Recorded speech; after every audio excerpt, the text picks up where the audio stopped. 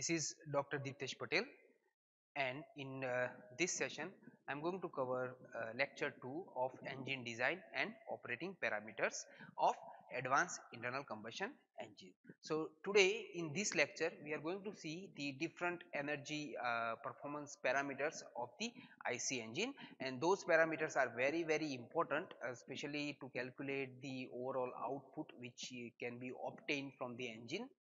And these are the basic parameters that should need to be understood clearly to understand these subjects. So first of all, let's go through the energy flow in engine.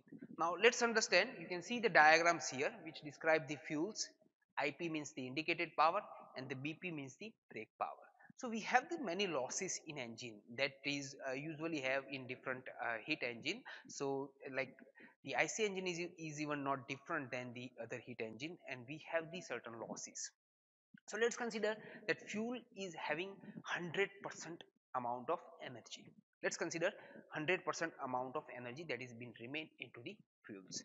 Like if the fuel is having 100% amount of energy, then we can get only half of that as an indicated power in IC engine. So almost 50% losses that is being taken into the considerations in exhaust gases during the cooling of the engine and during the radiations of the engine that is being occurs into the combustion chamber. So these are the major sources of losses in IC engine. Okay, basically indicated power is the one which is available into the engine cylinder. So the overall try of all the scientists and researcher is to enhance the indicated power as much as possible to reduce the losses. Since we can see the many crises of the availability of the conventional fuels, and all the peoples are trying to work hard to get it as more as possible, as much as possible of the indicated power. Then you can see the brake power. Now brake power is the one which is available at the outlet of the engine. So you can see the brake power is even less than indicated power, and that is because of the losses of due to the friction. Since all the mechanical component come into the contact with each other, you can see the rubbing and rolling processes into these the overall engine operating conditions. So due to that, certain amount of losses been takes place due to the frictions. So whatever the power that we actually get is the brake power of the engine, and that is almost very small as compared to the total energy available into the fuels. So let's say it's around 40 to 45% of the total energy available into the fuels. And these are the losses of the engine, such as exhaust loss, cooling loss, radiation loss, and the friction loss. Now let's go through the different terms that we use for the IC engine, and the first one is indicated thermal efficiency. Now indicated thermal efficiency is the ratio of indicated power to the energy of fuel per second. Now we have understood the indicated power which is available into the engine. Basically indicated power that is being produced by the cylinder into the engine, and the formula to calculate the indicated power is P I MEP, that is the mean effective pressure, into L into A into small n into small k divided by 60 into 1000, in which L is the length, A is the area, small n is the is equal to number of n into capital N into 2, and k it's a number of cylinder which is available into the engine.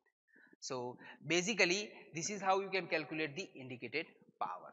Now energy of fuel per second can be calculated by the mass of fuel which is available into calorific value of fuels in kilojoule per kilogram. So if we have these two value, indicated power and energy of the fuel per second, we can easily calculate the indicated thermal efficiency, which is eta I thermal. Second one is a brake thermal efficiency. Now, brake thermal efficiency, almost the definitions are very small. There is only small parameter difference. So, basically, brake thermal efficiency is the ratio of brake power to the energy of fuel per second. Now, we know that the brake power, which is the power which is available at the crankshaft, that we have understood in the first slide. So, if we have the brake power and the energy of fuel per second, we can calculate the brake thermal efficiency, and the formula to calculate the brake power, which is equal to 2 pi nt divided by 60 into 1000, while energy of fuel per second can be calculated by the mass of fuel into the calorific value of fuel in kilojoule per kilogram. Then after, mechanical efficiency. Now, mechanical efficiency is the ratio of brake power to the indicated power. The how much amount of the friction is can also be calculated with the help of indicated power and brake power. So basically, friction power is the difference between the indicated power and the brake power. Then after, volumetric efficiency, it's a breathing ability of the engine, how much amount of fresh air that engine can breathe in, that greatly depends on the volumetric efficiency, and it has to be as high as possible to enhance the overall performance of the engine. So basically, volumetric efficiency is the ratio of the actual volume flow rate of air into the intake system to the total volume displaced into the capital N divided by 2. So, let us say that all the different engines have the different volumetric efficiency, but the one which has the higher volumetric efficiency can provide the great amount of performance, and to enhance the volumetric efficiency, different modifications has been provided into the engine, such as supercharging of the engine, and here you can calculate the actual volume flow rate of air into the intake system by using the small m divided by rho, where small m is a mass flow rate in kilogram per second and rho is a density of air. So this formula can be used to calculate the volumetric efficiency of the engine. Then mean effective pressure, basically the pressure, you can see during all 4 different strokes the pressure would remain different into the engine, into the cylinder. So to calculate the mean effective pressure, we need to calculate the average pressure inside the cylinder. So basically, the average pressure inside the cylinder based on the calculated power output or the measured output is known as the mean effective pressure. So even mean effective pressure can be classified. It has two different things, such as indicated mean effective pressure, and the second one is brake mean effective pressure. So that is completely depends on the indicated power and the brake power. Then mean speed of piston.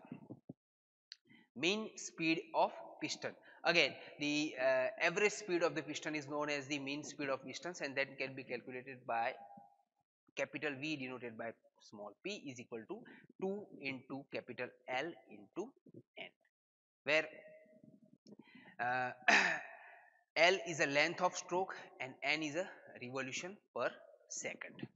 So basically, it remain in between 8 to 15 meter per second. It is in between 8 to 15 meter per second. Then the specific fuel consumptions. Now we know that the fuel consumptions is also depends on the operating conditions of the engine. So specific fuel consumptions can be calculated, or it is basically a ratio of the fuel consumed per unit time to the power. So the unit for that is kilogram per kilowatt hours. Now the specific fuel consumptions depends upon the power which is available into the engine, and it has also been categorized in two different things, BSFC, which is known as the brake specific fuel consumptions, and ISFC, which is known as the indicated specific fuel consumptions. And brake specific fuel consumption is basically inversely proportional to the thermal efficiency of the engine. Then we have the air fuel ratio. Since we know that the fuel which is been given into the cylinder, which is being supplied into the cylinder, is it is a mixture of air and fuels. So what could be the perfect mixture to get the maximum output? Now according to the study, according to the research, the chemically correct, or which is also known as the stoichiometric air fuel ratio, that is 15 gem 1. So 15 gem 1, which is known as the stoichiometric air fuel ratio, that is even different for like petrol engine and the diesel engine. So the amount of air which is required to complete the combustion of the fuels is greatly depends, or it has been studied thoroughly to provide the proper performance, to enhance the performance of the engine. Now the equivalence ratio, which is also an important term, which is denoted by 5, that is known as the actual air fuel ratio divided by stoichiometric air fuel ratio. The actual air fuel ratio, that is the amount of air and fuel which is being supplied into the engine instead of at that particular time, to the stoichiometric air fuel ratio, can be used to calculate the equivalence ratio. And the phi is equal to less than 1 if there is a lean mixture, and it could be greater than 1, phi could be greater than 1 if it is a rich mixture. So basically the air fuel ratio for SI engine, spark ignition engine or petrol engine, is remain in between 11 gem 1 to 20 gem 1, and for compression ignition engine or diesel engine, that would remain in between 18 gem 1 to 80 gem 1. So basically engine operate with different air fuel ratio in different conditions, such as like at initial condition when it has to develop the higher amount of power, engine use the rich mixture. Like during the cruising, engine use the like the mixture which is chemically correct, and like while braking or while stopping, engine use lean mixture. So it depends on what kind of condition it is, and the air fuel mixture is available into the engine depends on the availability of the power, requirement of the power of the engine. Then after, another important term, which is the calorific value. Now what is calorific value? Because like the fuel can be mapped with the help of its calorific value. So basically calorific value is the amount of thermal energy which is released per unit quantity of fuel. So all different fuels have a different calorific values, and we need a certain amount of the calorific value to get the optimum performance of the engine.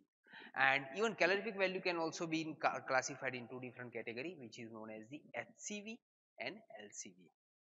When the water vapors remain present, uh, that is condensed after the combustions, is known as the higher calorific value, HCV. While the water vapor are not condensed after the combustion, then it is known as the lower calorific value.